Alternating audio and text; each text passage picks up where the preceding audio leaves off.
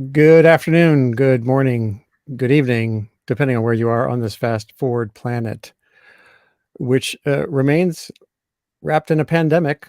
My brother just got COVID over in Austria, along with someone else in his small party. He was skiing there. Here in Maine, it's resurgent to a certain extent. There's a couple billion people with a B who have not had one shot, let alone boosters. And it's a human heated planet, as we're going to explore through the lens of film, screen stories. It's a planet still disrupted by the invasion of Ukraine by Vladimir Putin. And it's a planet facing an infodemic as these media and platforms through which we interact miraculously around the world also still continue to poise opportunities for those who want to divide, confuse, distract us. And those are all really important issues. Today, again, climate is the question on the floor, and specifically storytelling through a screen, whether it's a glass one like this or up on a screen in a movie theater. And I'm really pleased to be featuring Scott Z. Burns here, who has told stories both about pandemics, well, about, let's see, at least three of the things I just mentioned, kind of conflict, climate, and Contagion, and many others through his wonderful career as a writer and now producer and director of content, most really recently Extrapolations. I have Ben Eckersley, who's a young filmmaker, recent graduate of Columbia program, MFA program in film, who's just gotten back literally from Japan. And Shauna Ricketts is here, a recent graduate of SUNY Geneseo, who's poised to go back to grad school, perhaps in climate and society, and is thinking a lot about film as well. We'll be joined by Anna Jane Joyner from Good Energy Project too, as well. But let's start right in, Scott, with you and the opportunity and challenge you faced in trying to tell this. You know, I call it there's a complexity monster that I talk about. That is really the climate problem. Really is sort of it's a climate problem, but it's complexity like on steroids. And I thought I'd start by saying, you had written the film Contagion, which was this fast forward, journey of a pandemic taking advantage of this human biological substrate and just wrapping the earth and playing that out. And so what felt kind of different as you grappled with the idea of creating, let alone 2 hours like a feature film, but a series on climate? Yeah, I mean, thank you for having me, first of all. The interesting thing about Contagion, as long as you brought it up, is the end of that movie where we get into sort of the origins of where it came from. When I was doing my research, the scientist Ian Lipkin, primarily, who is at the Mailman School at Columbia University, Ian had said to me, look at these spaces called ecotones, where humans and the wild sort of interface with each other. And that's where we're looking to see, diseases that will jump from the animal kingdom into humans. And so the end of Contagion is very much sort of an environmental moment when the tree is chopped down and the bat in question has to find another place to roost. It shows what happens when we encroach on nature. And that was very important, because when you look at climate change, and we even mention it in Extrapolations in a couple of places, we will see an increase in pandemics as we expand into places we haven't been before. We'll come in contact with novel viruses as we heat the planet. Mosquitoes already kill more people than any other animal we have, and so mosquitoes will be transmissible longer. The bands that the population bands that we have on Earth are the way they are to some degree because we settled away from mosquitoes so we wouldn't get things like malaria. But as people will tell you, and Anna Jane, I know, spends a fair amount of time, on the Gulf Coast, we're going to see, all of the diseases that mosquitoes carry proliferate, because they're going to be in places now for longer where people thought it was safe to inhabit. Anyway, that didn't answer your question. I think the way that Extrapolations started for me was I wanted to try and find a way to use storytelling to help people think about climate in new ways, that it wasn't just going to be a disaster weather movie, that it wasn't just about how the planet is going to kill you, that every day you have choices to make, and that we're already living with climate change. And so what I wanted to show, instead of people dying of climate change, was people living with climate change, and how all of the stories that I knew and loved growing up would be different if they were set in a world with a different climate. And that was basically my pitch, was that if you believe in storytelling, all I'm changing is the background, and then thinking about what that does to the humans in the foreground. I'm showing some of the clips with the sound off. Just as you're saying this, I think it's clear you told a bunch of human stories, and you used a variety of styles and approaches. There's a talking whale. There's a lot of CG and in certain points in the one on geoengineering, and then others are really close focused, just narrative stories of a congregation struggling with change and the like. How did you kind of keep your own sense of how to make that all work together? I think part of the experiment, or the conceit of the show, was that we wanted to explore genre through the lens of climate. And so, there's a buddy movie basically that we set in India, where two unlikely guys go on an adventure. You referenced our episode about geoengineering, and that I borrowed liberally from a movie called Failsafe, that is a thriller about the nuclear bomb. I'm from Minnesota and I love the Coen brothers. And so the episode about the congregation was about faith in a way that, I've come to think about faith. So all of them were different explorations. Episodes, our penultimate episode is sort of an homage to Who's Afraid of Virginia Woolf by Edward Albee. And I worked on that with a playwright friend of mine, Bess Wall. So the idea was to show people, just like the show could work anywhere with anyone, that it could also work with basically any kind of story, comedy, thriller, and that's what we wanted to crack open. Yeah, it had doses of all those things. We're going to circle back to the film in a minute, the films, the series. But now that Anna's here too, I want to kind of bring everyone into the conversation.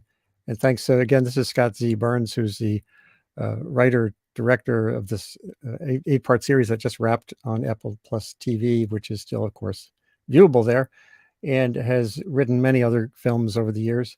Ben Eckersley, a young filmmaker recently out of Columbia, and Anna Jane Joyner from Good Energy, and Shauna Ricketts, who's a recent undergraduate graduate who has a hankering for film going forward too. So Anna, I wanted to start with you next, and just sort of what got you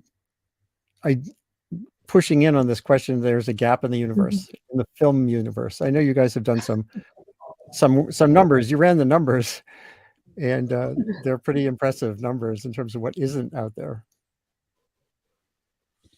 Yeah, so my background is in climate communication strategy. I've been working in the climate space my whole career, so I just hit 15 years. And I come from a family of artists and storytellers. My dad is a prominent religious figure, not the kinds of stories I most enjoy, but he has written a lot of books. But I just working in the climate space, even when I was, working on kind of more traditional climate campaigns, I was always bringing music and art and story into it, because I think even before I had language for it, I craved, art and story in particular are how we process things. It's how we face and grapple with things. And I think that climate is such a pervasive and universal, but also very intimate experience. And so I really came at it from sort of two perspectives. Professionally, I just knew as a communication strategist that we really needed more and better stories that grapple with climate change. And Hollywood is, of course, our most powerful cultural storyteller that reaches audiences at scale. So that was a piece of it. But the other piece of it was quite personal. I live on the Gulf Coast of Alabama when I'm not in Los Angeles. I've been working on climate my entire adult life. And I've struggled with climate anxiety and grief and all of these, hard parts of facing this. And I really just on a personal level needed more of these stories. So that was definitely played a role in my love of story, my leaning into television and film and scripted entertainment in particular. Those are kind of the different ways I ended up here. And we'll get back to the findings and what good energy is doing too. And Ben, I met you. I guess I met you when Kim Stanley Robinson was coming to campus. My last in-person event that I ran at Columbia was at the journalism school with the climate school, with Kim Stanley Robinson, whose book hadn't come out yet, his latest, and with Alexandra Villaseñor, who was then a 16-year-old climate activist. So he's writing about the ministry for the future, and she is the future. And it was a fantastic conversation with some others, and I got to know some of the film students at Columbia, including you. And here's your page, anamula.net. So what drives you in this direction? This is hard to do. I've written about climate and film since Day After Tomorrow and many other times, and finding the right audience, having the audience engage. These are really it is the complexity monster to some extent. So how do you what's your mantra when you wake up and think about this? I think mainly I have no idea, and I wish there were more people like Anna Jane and Scott at this point, to look up to, coming out of film school. I mean, I didn't do film before I went to film school, and I had another career in macroeconomic research, but I wanted to do something about climate change and the biodiversity crisis since I was a kid. And I really thought I would go to film school to pivot and learn craft and kind of pick up the substance along the way. But that really didn't happen, to be honest. They're really, kind of to good energies like research. There's certainly more than there was when I started a couple of years ago, but it's slow. And, I'm so excited Extrapolations is out there, and it would have been amazing to be starting school now and talking about it with classmates. But certainly, I think filmmaking, storytelling it's difficult. Getting the basic grammar of it is difficult. And then adding this additional layer where, good intentions don't necessarily make good art. It's treacherous, but I think everybody here knows why we're interested in telling these kinds of stories and maybe helping people. I think really me moving from economic research to this was thinking I want to help people feel what they may already know. I mean, there doesn't need to be another inconvenient truth in some sense, but there might, there should be sort of more narrative things about that. So, hey, Scott, I saw you reacting enthusiastically there. I think, Scott, you were a producer of Inconvenient Truth. Can you just take us back to 2005? Was it? And yeah, I mean, it's interesting listening to Ben, who just made me very happy. But I will tell you that I never went to film school.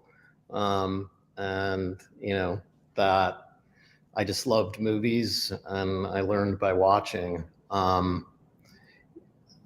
The, the thing that drove An Inconvenient Truth was the fact I went to go see Al Gore's slideshow with a couple of other people in LA, and afterwards we were allowed backstage to talk to Vice President Gore, and it was really his comeback after the horrors of 2000.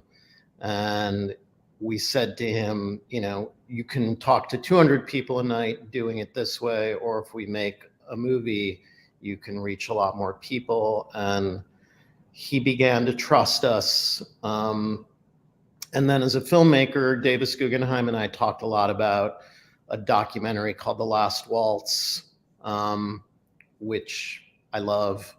And it sort of is part concert movie and then these little interstitial pieces about the band called The Band. Mm-hmm.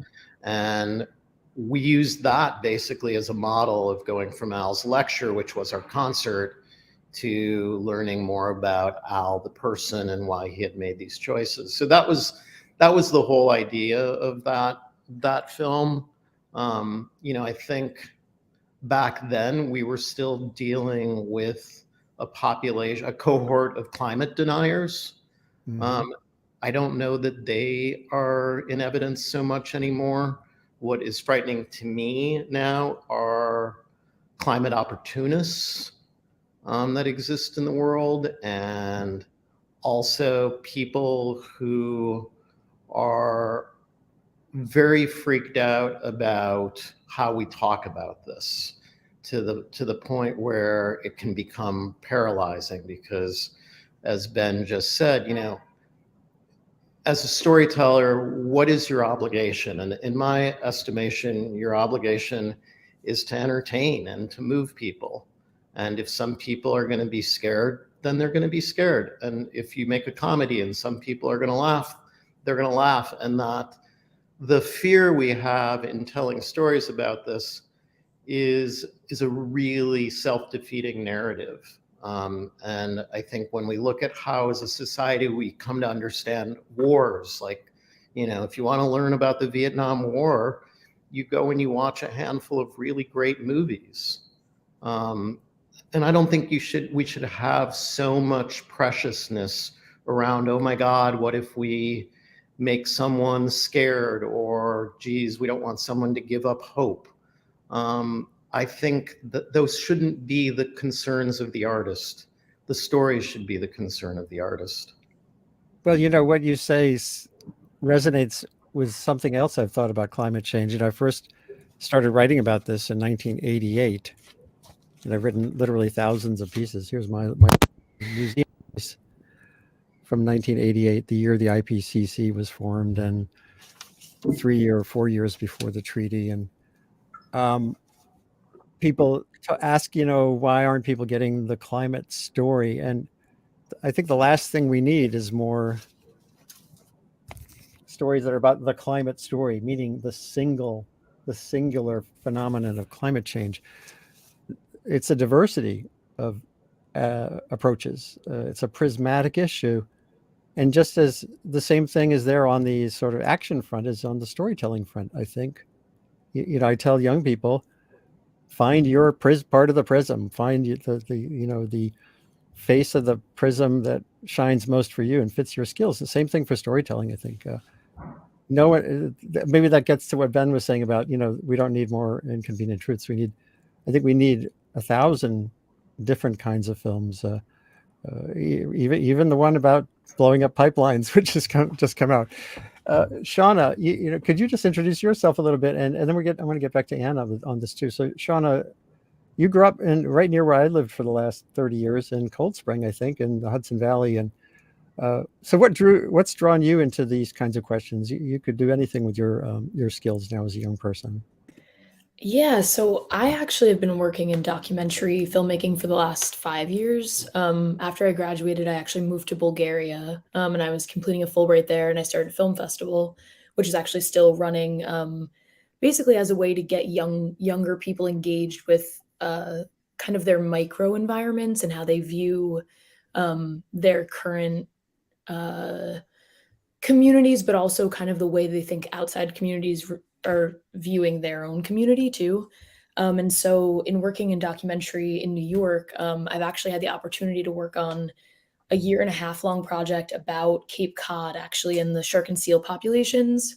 And Oh boy, essentially, that's a good one. yeah, essentially, it was inspired by a real kind of like a real-time Jaws. There was an inciting incident of this younger man who had been attacked by a shark and actually ended up dying. And so we followed on the ground kind of the community response to that, in addition to kind of this disconnect between the scientists who have dedicated their lives to studying these populations, and then also, you know, kind of the just the local emotional toll that a lot of the things going on take on the different communities that exist there, and kind of how there's this push and pull. So for me, I feel like in being on these boats with scientists, in physically seeing these sharks, in kind of hearing people tell stories of what was and what is now, it really kind of put me in this position of being a witness of these things on the ground. And for me, I really feel like I need to be propelling these stories forward,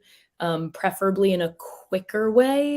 I think that can be kind of a, you know, like a con to documentary, because it takes so long for a lot of these projects to actually get produced and get seen. So for me, the pacing is something that I kind of think about in terms of how do we get information to people that is engaging, that also hits them sooner rather than later. That's so great. And you know, that shark story is so interesting to me. It's just another part of the challenge people face now, even as the climate is changing. The ecosystems are changing, and there are layers there. There's invasive species. You have climate change driving ecosystem change. You have the resurgence of seals, which were depleted by human activity for over a centuries on both coasts of the North America, now coming back, and that brings back a predator, and we don't like predators. These are all really uncomfortable stories, and then there too you kind of have that preternatural fear. It's really easy to write the story that will ping our fears. It's a lot harder to tell the story about sharks that says they're here, they're part of this ecosystem. They were here, there were more of them, you know, 1,000 years ago on this coast than there are now, and they're coming back. And climate has that temporal, those weird temporal things, issues too. Scott, you got at that really in a cool way by having these superimposed kind of sequential generations. You're getting at the time aspect, making us understand that change now is going to, for better or worse, is not just our problem. It's a problem shaping all these futures. How important was that in the filmmaking? Really important. You know, I like when people will say, you know, in your pilot, there's fires and there's ice shelves breaking off, and I'm like, and because on the news today there are forest fires and ice shelves breaking off, and I wanted to make our show hard for someone to push away and say, oh, that's got a flying car in it, and it's a future that I'm not a part of, or something I'm not able to relate to. There's a concept that I'm very fond of, which I think is, I describe it as an individual's event horizon. And if you're somebody with a lot of means, climate change is maybe, you know, something you don't feel you have to think about. If you're in a frontline community, a Marshall Islander, someone who lives in a place where the effects of climate change are in full force, like where Anna Jane's family's from, like your event horizon is now. Right. And so we wanted to move around the world and show how people in different situations are going to encounter this, because the future when it comes to climate change doesn't show up all in the same place at the same time. And that's what sort of makes it, you know, tricky. I mean, the other day I was went for a bike ride in LA, and it was a beautiful, very seasonable day, and it was really easy to forget about climate change. Right. So Anna, to you now on this, tell us more about what Good Energy Project is trying to do. How do you work with the film and TV industry or with writers and try to shift the balance a little bit? Yeah, so Good Energy is a nonprofit story consultancy for the age of climate change, and our mission is to make it as easy as possible to portray climate change in scripted television and film. And we actually also do scripted podcasts. But we started by doing research with USC's Media Impact Project at the Norman Lear Center. So we looked at over 37,000 scripts between 2016 and 2020 and found that only 2.8% mentioned climate change or the 36 related keywords like solar panels and sea level rise and climate justice. Pretty comprehensive look at the ways it could show in dialogue. 2.8% is obviously far too little, given this was before Extrapolations was out. We're actually going to redo the study for the past 2 years, and my hunch is that it's gone up. But our goal is just to continue to inspire and support screenwriters to acknowledge that climate change is a part of our lives now. And that's really what we focus on. Like, we talk about it on the spectrum, everything from it just coming up in passing on a show or a film that has nothing to do with climate change, but it's really important for normalizing the discussion and also validating the audience's own concern. I'm sure you guys are familiar with Yale's research on American audiences, and it's something like over 70% of American adults are now worried about climate, but only around 5% talk about it in a given week. And so it's creating this dynamic where we feel very isolated and alienated, and that really harms our mental health. Whereas if you see a character on television or film talk about something that helps kind of normalize it for people's real life conversations. And we've seen that across a number of other issues, like, in television and film, everything from smoking and kind of combating the normalization of smoking, which is a coordinated effort amongst the industry. Seatbelts were very much driven by the industry and show every time somebody got into a car. So we've seen it across a lot of other issues, and we need to see more and more of it on climate. And then, of course, we also have the stories themselves. So that 2.8% is only mentioning climate. It's not, any kind of story. And we need more extrapolations and stories that really center climate change as the universal backdrop of our lives that affect us in both universal and intimate ways. And then we also need stories where it's just kind of a part of our lives, but maybe not the central focus, because that is how we all, experience it. That's our goal, is to just increase the frequency and the quality of stories. Yeah, that opportunity of slipping small things in reminds me, the National Academy of Sciences has a science and entertainment exchange, which I've been participant in informally a few times years ago. And a lot of what they were doing on public health was getting little things into a TV series, not just multi-part series on climate, for example, but getting some aspect of better health conveyed in a project. Let me see if I can show this. My wife and I recently, we do kind of binge on wacky convention, sort of old-fashioned action films sometimes, like everyone does. And we were watching The Meg, which is about, the megalodon shark coming back. And it had some pretty interesting moments. There are sections on plastic. There was one scene where these three illegal Taiwanese, probably fishing vessels, were destroyed by the giant shark. And you could see in the water sharks that had been finned. It was the shark fin soup thing. And someone mentions, it's just for soup. So those are little things in a big movie. And this is not either or, right? It's not like we need to make more of one or the other. But it seems like Good Energy, you're probably involved in both of those sorts of conversations. Yeah, for sure. We definitely, there's so many psychological benefits of stories that really in depth grapple with it, like Extrapolations, and stories where it just normalizes it, coming up as a part of our day-to-day lives. So we encourage it across the board. Really, the way that we describe it to writers is we're not asking you to tell kind of a new kind of story or some sort of new genre. We're just asking you to write about what it feels like to be alive right now. Yeah. And any story that takes place now or in the future, if these characters were out in the real world, they would be encountering climate change. So how do we uncover that Yeah. for what your story looks like in a way that is authentic? So there's something you just said I want to run by Scott and by Ben particularly, and it's the focus on writers. Now, I've had two things I've written over the years were made into films, and I learned a lot through that process. I wasn't the screenwriter or anything, but I saw the writers like the lowest part of this chain, with the most filters to get through to get something produced. Do you also need to work with producers and studio heads? Can I tell one really quick story? My first book, The Burning Season, was about the murder of Chico Mendes in the Amazon, 1990. David Putnam immediately optioned it and was pushing forward to make it into a film. Warner Brothers agreed to make the film. They'd built a set in Costa Rica. Andy Garcia was going to be the star. And what I heard was that the then CEO of Warner Brothers kind of was saying, well, wait, does he have to die?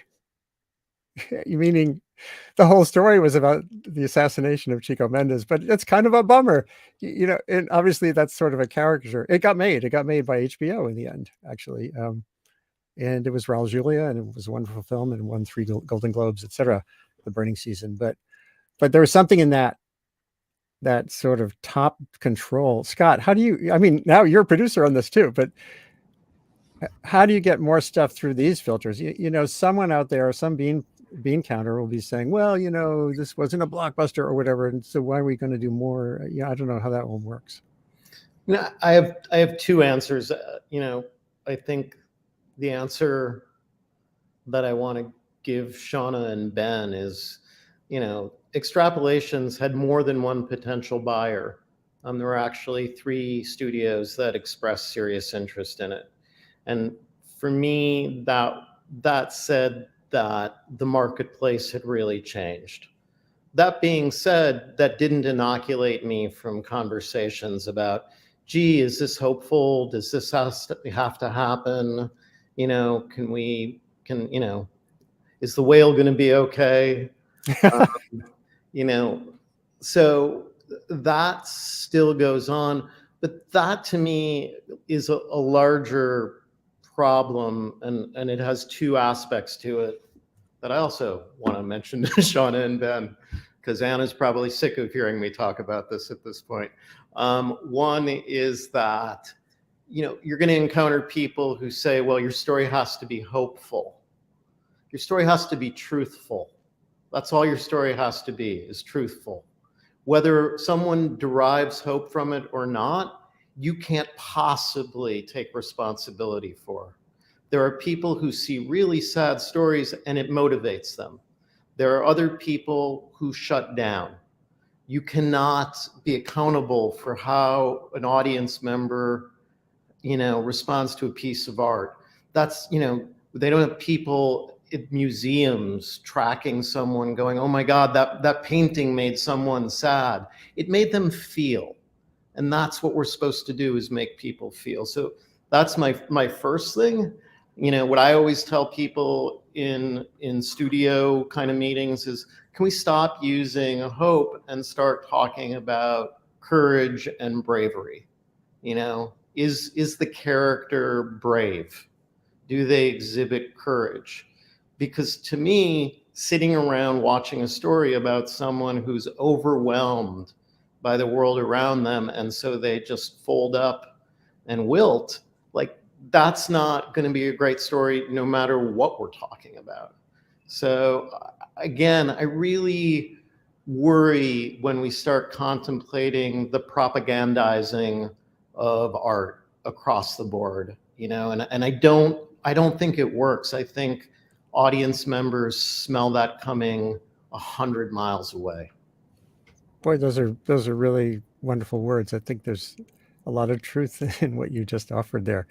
Shauna, I want to get back to Bulgaria in a minute, but Ben, you showed me a bit of a work in progress, a film that actually includes an actor who is in Extrapolations as well. Could you set up the clip, and I'll pull it up. It's very brief and makes some fun points. Sure. Yeah. Yeah. Hopefully a different kind of story, but it is finished. I will say that. Good. This is my thesis film, and it's about a very self-righteous and stressed out ecologist who's collecting seedlings at the end of an experiment. He needs to borrow his dad's car, a real estate developer, but he hates him, and his dad will only lend him the car if he can tag along. So, and I think some people here will recognize the dad. Great, and we could talk about give some assessments here. So hold on, you should be able to hear it. Can I help? I'm fine. Sure? Yep. You got a couple of free hands, dear. We're almost there. Okay. Never too late. Can you get the trunk, please? Sorry? Can you get the trunk? What trunk? Dad, Oh, please just open the trunk. all right, let me say the magic words. Abracadabra, hot pastrami. It worked. Pretty slick, huh? I'm driving. You don't even know how to drive. Yes, I do. Not Dad, this car. please give me the keys. Dad. Relax. It's a special car, I told you. Okay, very how do I rare. start it? That's Look great for that the it's button special. that says start, and There's it'll 50 start. buttons in I here. think it's this one. Look, over here. that's the... Okay. Look at the windshield wiper. I got it. I got it. Why is he going? I gotta back up. I'm gonna back up. Wait. Why do I fucking? No.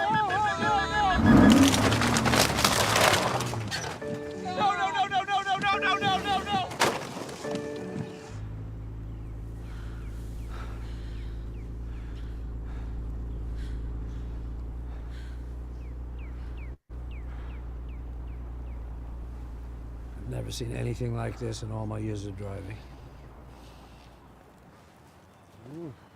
None of this would have happened if you weren't rushing us. I wasn't rushing you. Why are you always in a rush? Why are you so angry at me Why all do the you time? always have a new car? I have Every a new time car I see you, it's because a I new can afford fucking a new car. and I like Do you new not see cars. the connection between What having a new car connection? It's every a year car. and why it might be a little... Shut up, you troll man child! Do you have any idea what those samples meant to us? There we go. So the intergenerational aspect of this alone is something that I think you see a lot in the climate discourse these days. The blame game, but there's much else here. Maybe if everyone here, if anyone wanted to jump in with some quick reactions, and then Scott, you could talk about it a little more, and then we'll go back to some questions that have come in, and also back to extrapolations. Anything come to mind? Shauna, you're of the generation who would probably most appreciate some of this. What comes to mind?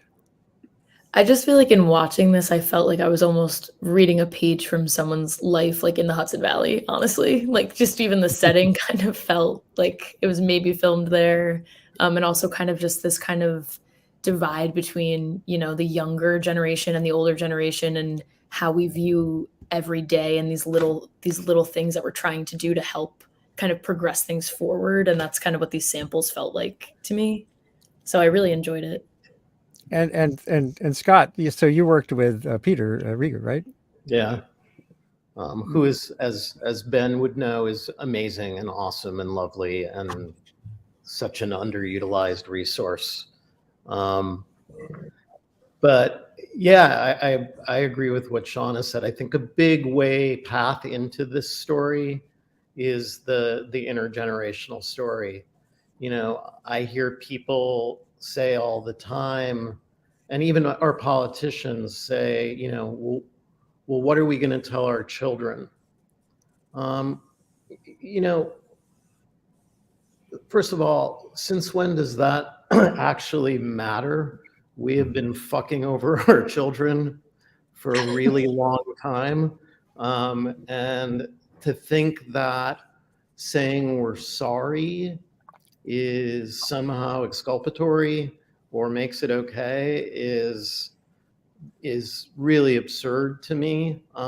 It's one thing when this was an issue where people didn't know that we could actually change the climate with our behavior. But we're way past that now. And so to say, I want to think about my children and the world that I'm leaving them, we don't have that luxury, you know? And I think that that's why I think getting into, again, a very fundamental, if not the most fundamental human relationship, that between a parent and a child, when a child has to, you know, ask the questions of, you know, why is my home like this? Is a really beautiful, profound question that allows for humor, sadness, everything that we can do as storytellers. Sean, Yeah. I want to broaden this out in one other dimension, which is geographic. We're all North Americans here, I believe. And you spent time in Bulgaria. I've spent time working with journalists around the world, helping them figure out ways to cover climate change. Not that I'm teaching them so much, but just offering them some ways to think about risk, climate risk, particularly in ways that are resonant in rural India or in in drought-ridden Kenya. And you said you talked about this film festival in Bulgaria. So tell us what needs to be done, to your mind, in facilitating a whole world's worth of climate communication using these media. I mean, I think the biggest thing is honestly putting cameras and also resources in the hands of the newest, freshest generation. And that's kind of what I was trying to do in Bulgaria, which is to give people the opportunity to connect to the stories of the elders, especially in Bulgaria, as there's kind of like old world, new world going on. And specifically in Bulgaria, which the area I was living in was very agriculturally based, that has seen a lot of change in the last 100 years. Obviously, industrialization impacted that. The political climate impacted that. And so now the younger generation is honestly leaving. They kind of have what people refer to as brain drain. A lot of these young people are moving to other countries and kind of, moving things forward in other countries and not so much in Bulgaria. So trying to incentivize young people to stay within their communities or to give back in their communities because they know the land, they know kind of what needs to improve or what areas are changing. And they have this really unique perspective. And I would say it's kind of true of anywhere. I actually lived in Thailand. I studied abroad there. And I mean, between the pollution, just kind of like water use management, all these different things that, again, when you're living there and you're on the ground, you see every day.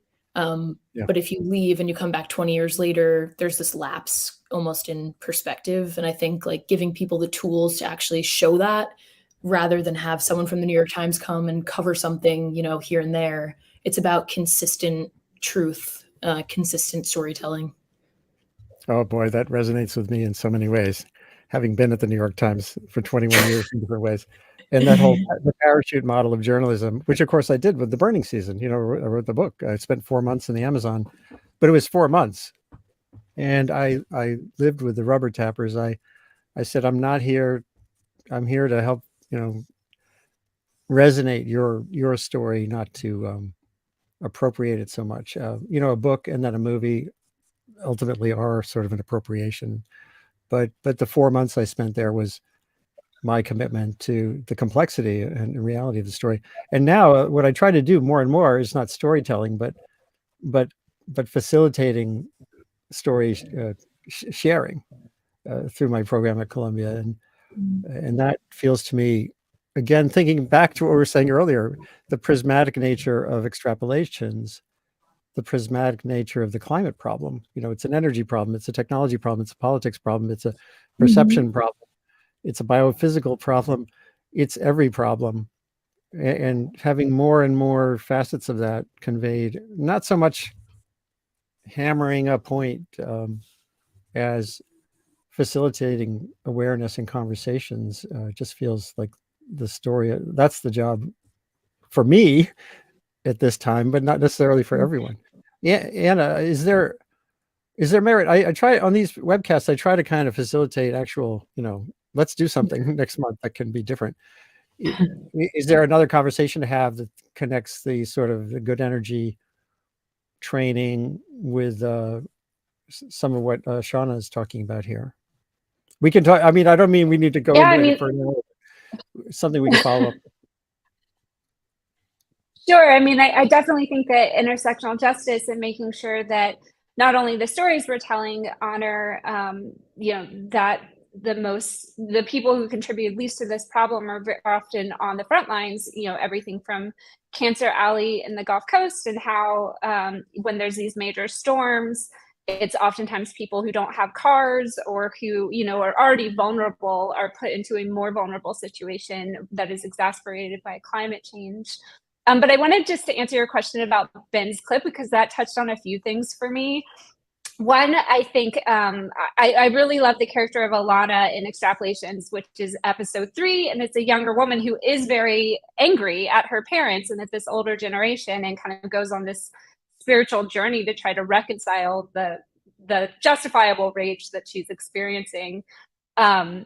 And so I think depicting that was very cathartic for a lot of young people who have also, and that's a real thing. Like, we work with Dr. Britt Ray, who's an expert on mental health and psychology and climate change. And one of the most common things that she sees is young people who are refusing to talk to their parents because they are so angry about the situation. And then another thing I loved about that clip and about Extrapolations is just, it's really important to show people who care about climate, who are working on climate, who are flawed.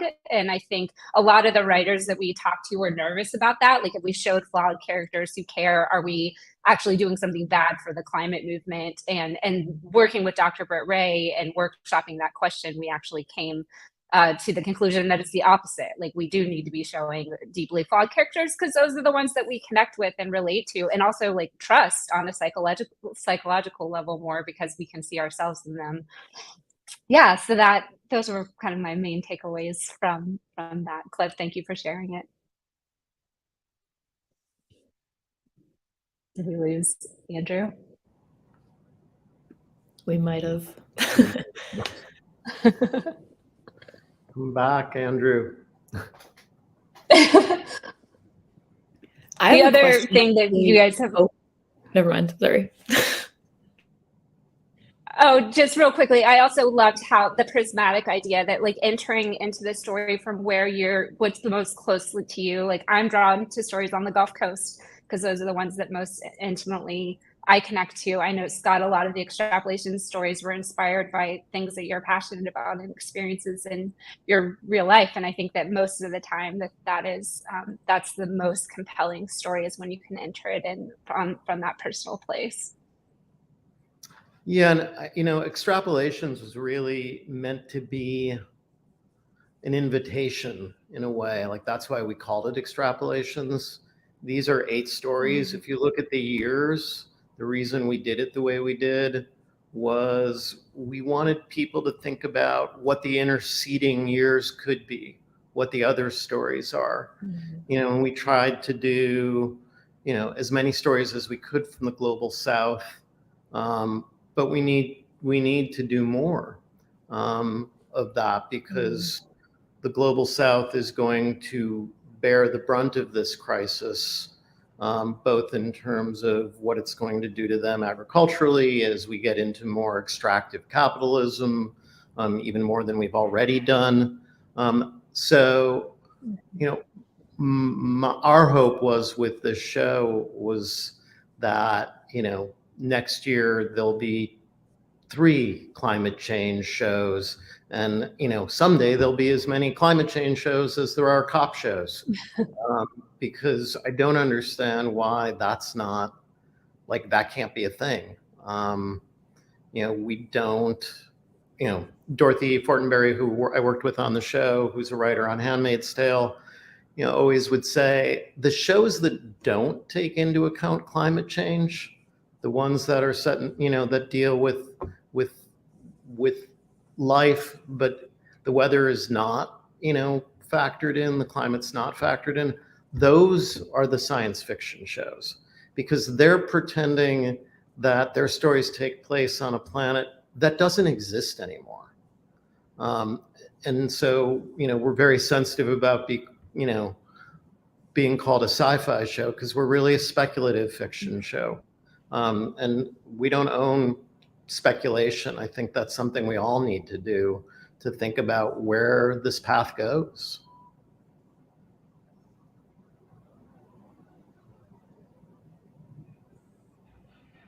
I was kind of hoping that Andrew would come back at some point. Should we just? I don't know if we could answer questions. Did you have a question, Shauna? Yeah, I mean, and we're talking about genre, and I'm coming from documentary, so I'm just curious how, I mean, anyone feel free to answer, but how do you guys think kind of the mission and climate differs in the genre that you're using? And I guess, like, how do you think, like, in documentary versus in scripted, we can kind of do the best job in incorporating climate change? I think the exercise is sort of similar. I'm really fascinated by your shark and seal story. It's not something I was aware of, but it sounds a little bit like a story I was told not long ago about in Inuit lands. Right now, they're seeing more polar bears than they have for a very long time. And someone even told me, and I'm not sure if this is true, that they describe this as the time of the polar bear. Well, there's a reason for that. Like, the polar bears don't have sea ice anymore. And so they're coming on land to hunt, and they end up getting into trouble in towns and eating people's pets and getting into livestock. And so it looks like, oh, there's, an endless supply of polar bears. But the truth is that there's something really deep and fundamental changing.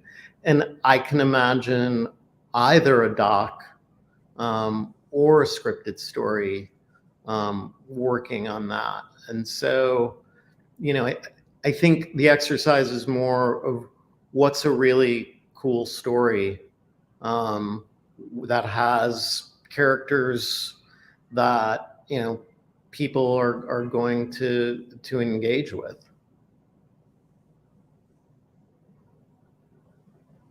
Yeah, I would just go back to showing really multi-dimensional characters. We did a lot of character profiles. We have a playbook for screenwriting in the age of climate change, and we intentionally chose climate leaders who are comfortable. Sorry, hold on. There we go. I'm so sorry about that. My computer died. Oh no. Hold on. You're still here. There we go. Can you hear me? You keep talking. Oh, I was just going to say we intentionally chose to profile climate leaders who were comfortable being vulnerable and kind of sharing their flaws or their struggles with us. And we also did a lot of fictional character profiles because we didn't want to ask youth climate leaders to tell us their dark sides. But I do think that those, whether it's scripted or non-scripted, it's those really multi-dimensional characters that tend to grab me the most.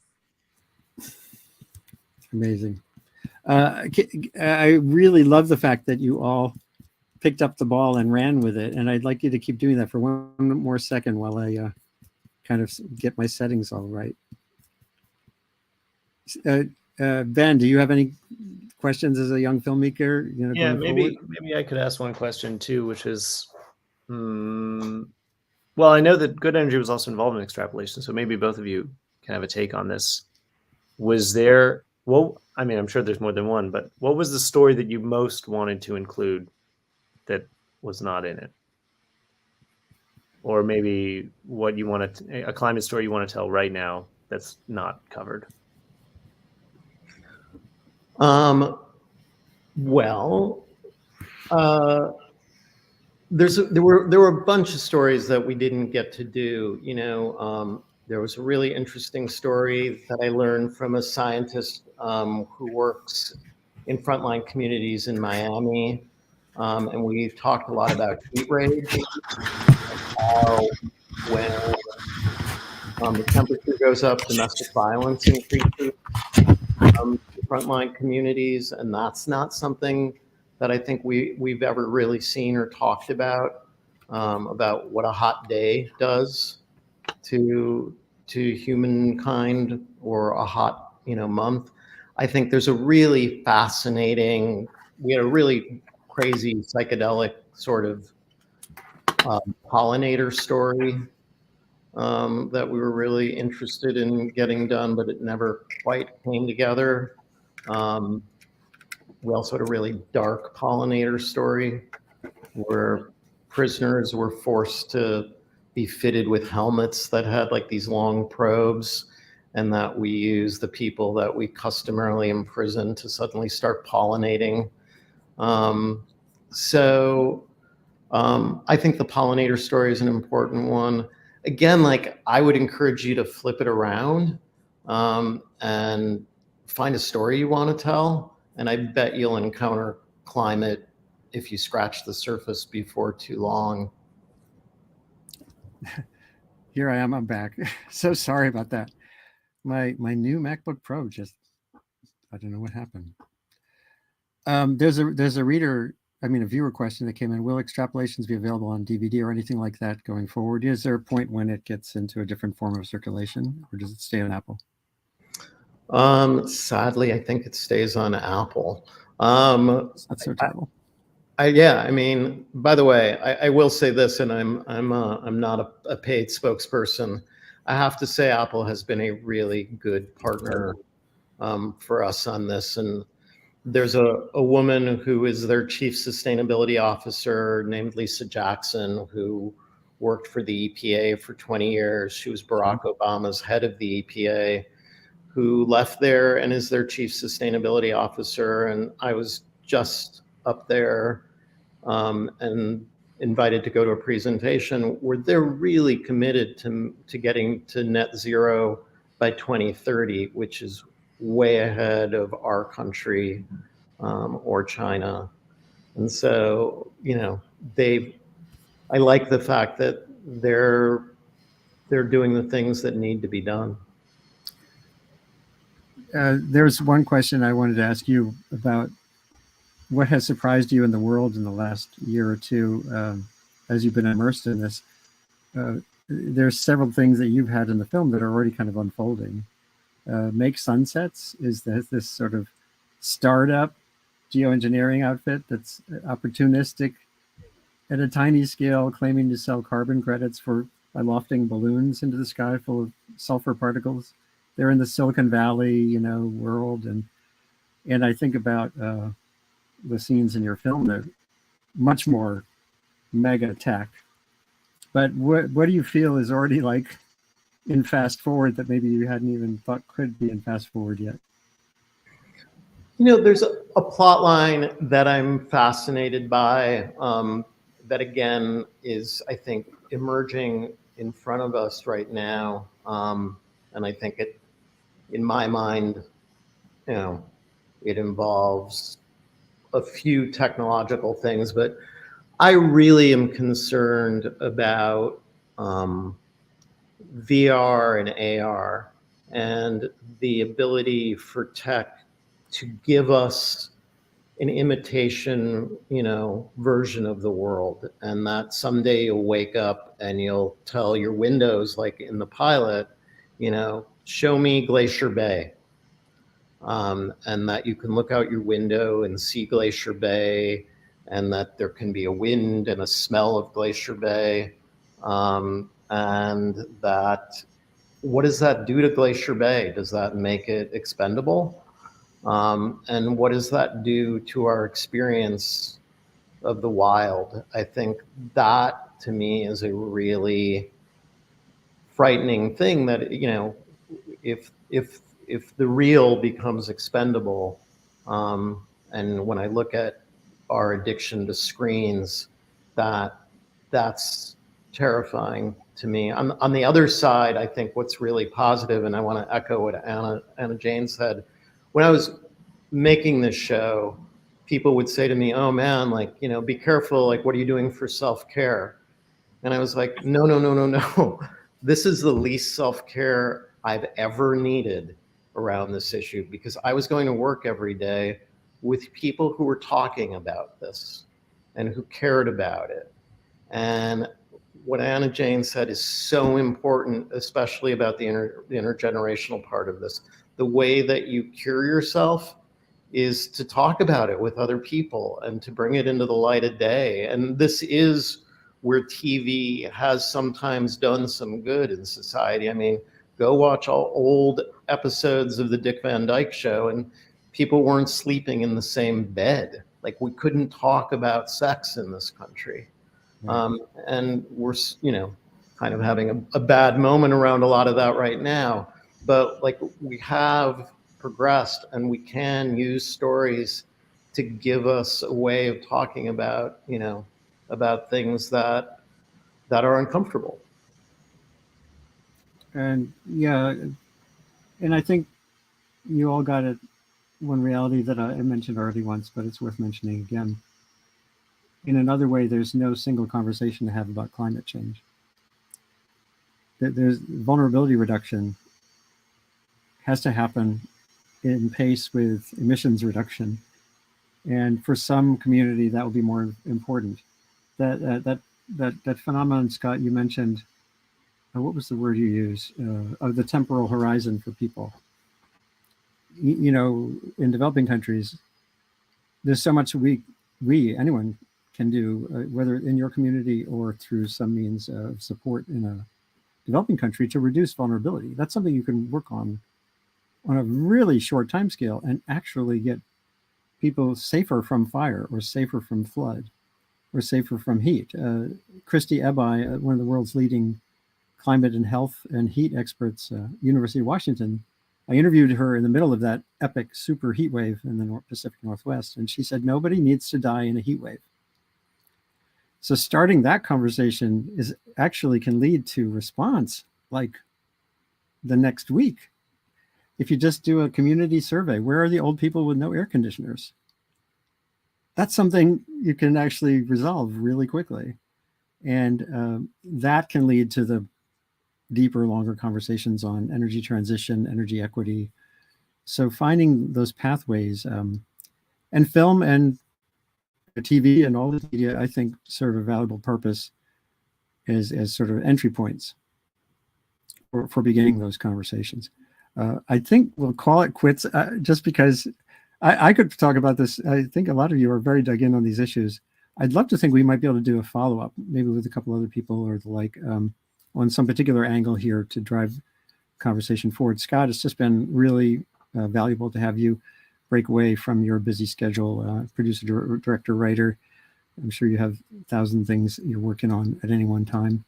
And the same for Ben Eckersley, of course, as a young filmmaker. So you have 4 or 5 projects you're working on, like my younger son, who's a BU film grad. And Shauna Ricketts, great to have you here, from the same town in the Hudson Valley I used to inhabit. I'm now in rural Maine. And Anna Jane Joyner, there's lots more we can do together, from what I do at the Columbia Climate School and what you guys are doing. So thank you all for being here today. Really huge thanks for taking over the conversation when I dropped out inexplicably. That I've had that happen before when I was on Starlink, because I just moved to like a hardwired internet, but I've never had it happen so completely where I had to actually start a new computer. So thank you for filling that gap. And let's come back. This is Andy Revkin, Columbia Climate School here in Wabanaki Territory in rural Maine, saying that's all for now, but this is definitely just the beginning of a conversation about how to use film and these related media to make real progress on this challenge of a lifetime. Thanks to everyone. And as soon as we're done, this gets shared, saved as a video on Facebook, YouTube, LinkedIn, Twitter, and can be rebooted, reshared, do whatever we want with it. Thank you, everybody. If you hang on 1 second, that'd be great. Just gonna end the broadcast.